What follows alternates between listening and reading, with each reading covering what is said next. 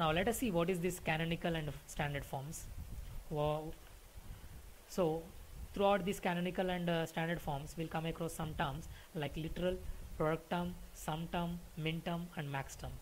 Let us see what is a literal. Literal already we have seen any variable or its complement is called as a literal, and product term is connected with and symbol, and sum term is connected with or symbol. And what is a min term? A product term in which all the variables appear exactly once, either complemented or uncomplemented form. So any product term if we take, in that product term every literal appears only one time, okay, and they might be in a complemented form or else in a uncomplemented form. And max term, a sum term in which all the variables appear exactly once, either complemented or uncomplemented form. So this is similar to the min term, but the only difference is it is a sum term, but whereas a min term is a product term. Okay. Now let us see what is a min term. Represents exactly one combination in the truth table. So it is going to represent one of the combination in the truth table, denoted by m suffix j, where j is the decimal equivalent of the min term's corresponding binary combination, that is b suffix j. So mj is the min term which corresponds to the binary combination, that is bj. We'll see with an example. A variable in mj, so it is a product term, mj is a product term here. A variable in mj is complemented if its value in bj is 0, otherwise is uncomplemented. So here mj is a product term, and product term contains variables. They might be in a complemented form or else in a uncomplemented form. So if any variable is containing in this product term, if any variable is containing 0, then it is represented with complemented form, and if any variable in this product term containing 1, then it is represented with uncomplemented form. Let us see an example. Assume 3 variables a, b, c, and j equals to 3. Okay. Now then bj equals to 0, 1, 1, which is the binary combination of 3, and its corresponding min term is denoted by mj equals a complement bc. As I told you that this is a product term, and in this product term if any variable is containing 0, now here a is containing 0, b is containing 1, and c is containing 1. Therefore a is represented as a complement form, and the other 2 variables are represented in a uncomplemented form, right? So min term is a product term, and in this product term will represent a variable with complement when it contains 0, and will represent the variables in uncomplemented form when it contains a non-zero value, that is 1. Now what is a max term? As I told you that it is similar to the min term, but here it is nothing but a sum term. But there is one more difference. Let us see what is that. Denoted by mj, which is a capital MJ here, okay, where j is the decimal equivalent of the max term's corresponding binary combination bj. A variable in mj is complemented if its value in bj is 1. Okay, so max term is a sum term, and if any variable in this max term containing a value 1, then it is represented with complement form, and the other variables are represented with the uncomplemented form. Okay, let us take an example. We have took the same example 0, 1, 1, and its corresponding max term is denoted by mj equals a plus b complement plus c complement. Why? Because b and c are the variables, they are holding ones. So max term is nothing but a sum term, and the variables inside the max term are represented with complement form if they contain logic 1.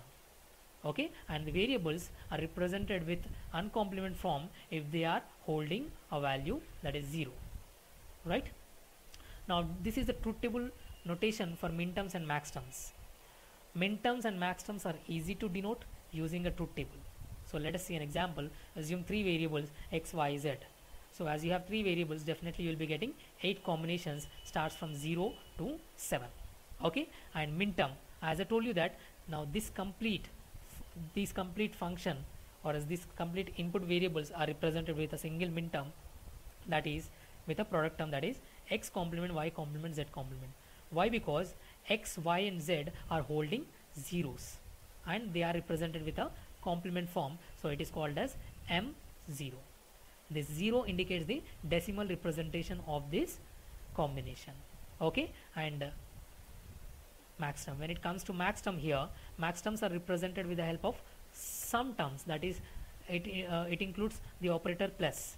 Okay, so x plus y plus z, why? Because all these three variables are holding 0, so that is why they are represented with uncomplemented form, and the representation is capital M 0. 0 indicates the decimal representation of this particular combination.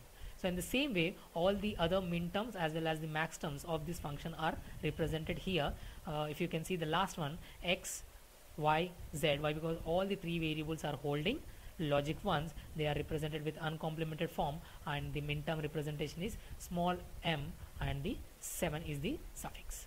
And if you can see this max term, all these variables are represented with the complemented form. Why? Because all these three variables are holding logic ones, and the representation is capital M and the suffix 7. Now what is a canonical form? So any function in the Boolean algebra can be represented with the help of two canonical forms. One is sum of minterms and the other one is sum of maxterms.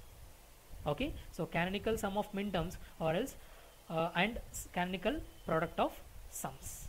Okay, sum of minterms or sum of maxterms, sorry, product of maxterms. Okay, so the other name is sum of products or product of sums, right? So any function in the Boolean algebra is represented in two forms: canonical sum of products and canonical product of sums. Okay, so now what is this canonical sum of products? The minterms included are those mj such that function equals to 1 in row j of the truth table for function.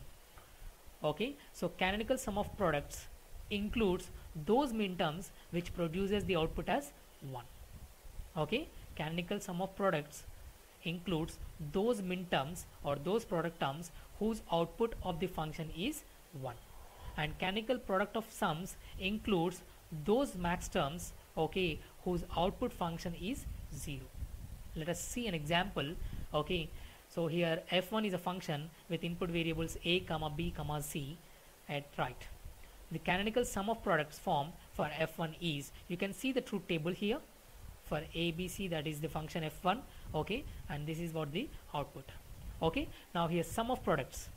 So sum of products, that is canonical sum of products, includes those minterms whose output function is 1, in the sense the output function the output for the function f1 is 1 here, 1 here, as well as 1 here, as well as 1 here, and their combinations are 1, 2, 4 and 6. Now these four combinations are represented with the minterms form, that is m1, m2, m4 and m6, right? In the same way, canonical product, so observe that, if you can observe that mj, that is minterms, are quite the complement of the max terms. Okay, they are the complement of the max terms. So if you complement these minterms, okay, or as the sum of product terms, then you'll get the product of sums. If you complement this product of sums, then you'll get the sum of products, right? Now the shorthand representation for sum of products as well as sum of products as well as product of sums. Okay, now we use this symbol, that is sigma symbol, for representing, or summation symbol for representing the sum of products. Okay, and we use the pi symbol for representing the product of sums. So summation m of 1, 2, 4, 6, where summation indicates that this is a sum of products form, and m of 1, 2, 4, 6 indicates that the minterms to be included are m1, m2, m4 and m6. Okay, so since mj equals to mj complement for any j, so summation m of 1, 2, 4, 6 equals pi capital M of 0, 3, 5, 7, where equals to f1 of a comma b comma c. Okay, so sum of products are represented with summation symbol, as well as the product of sums are represented with the pi symbol. In the next session, we'll discuss about the conversions between canonical and standard forms. Thank you.